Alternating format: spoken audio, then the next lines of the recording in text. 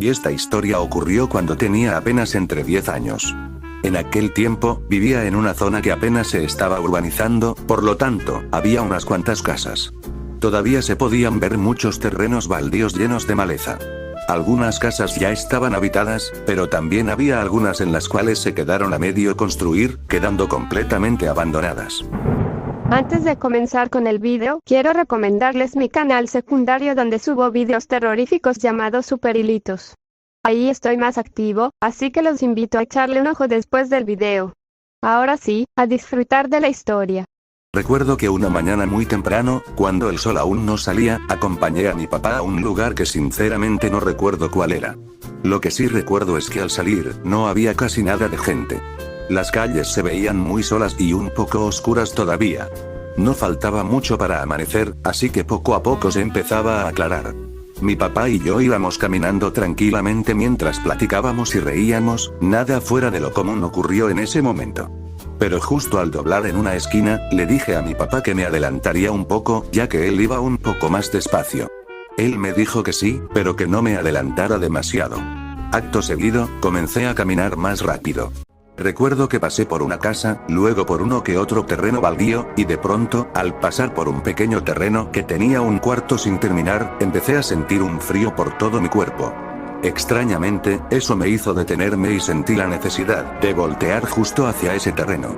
Al hacerlo, quedé completamente helado, pues vi algo que nunca he podido olvidar. Cuando giré la mirada hacia aquel terreno lleno de maleza, pude ver a una persona de espaldas, parada y orinando. Pero esta persona no era alguien normal, ya que tenía pies de animal, como unas pezuñas de cabra. Claramente pude ver su larga cola, unos cuernos y una larga y abundante barba. Su aspecto era idéntico a cómo se describe al diablo en muchas ilustraciones.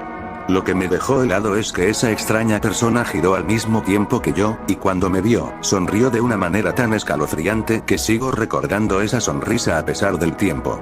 Parecía que aquel extraño ser se burlaba de mí.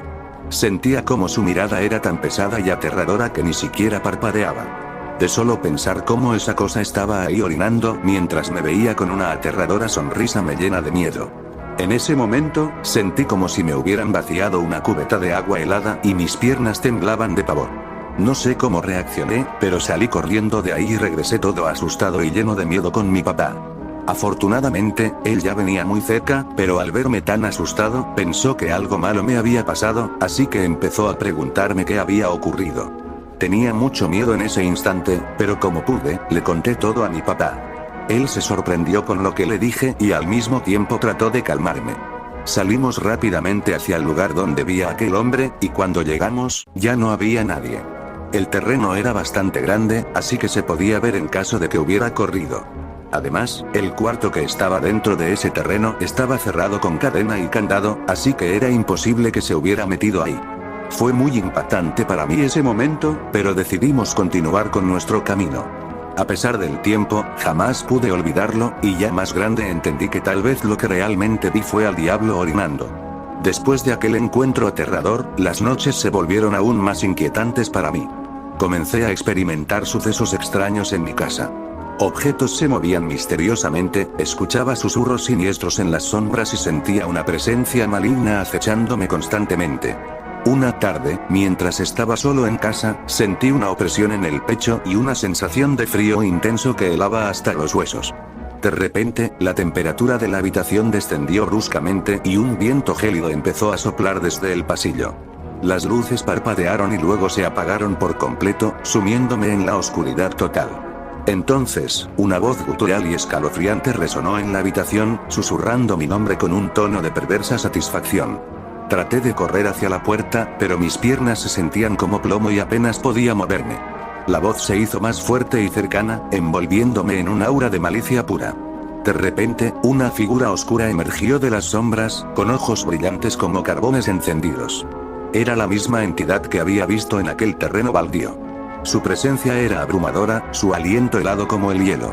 En un instante, me encontré atrapado en un torbellino de terror y desesperación, incapaz de escapar de las garras de la oscuridad. Mi destino quedó sellado en ese momento, condenado a una eternidad de sufrimiento a manos de aquella entidad demoníaca.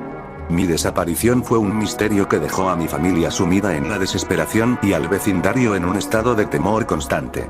Nadie podía explicar lo que había ocurrido, pero todos sabían que algo maligno había reclamado mi alma para siempre. Cierro hilo.